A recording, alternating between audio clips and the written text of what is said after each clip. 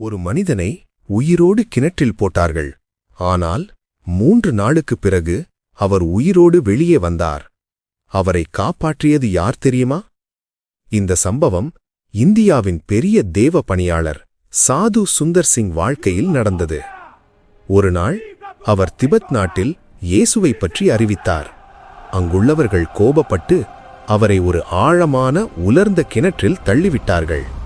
அந்த கிணற்றில் எலும்புகளும் சடலங்களும் இருந்தன.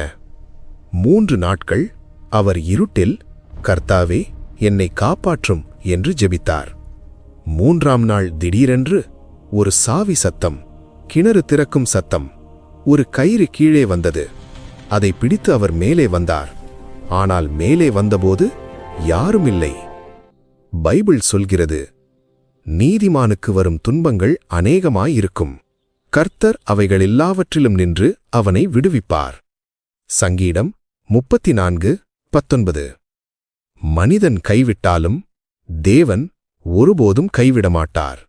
ஆமென். சுவாரஸ்ய தகவலுக்கு நம்ம சேனலை சப்ஸ்கிரைப் பண்ணுங்க.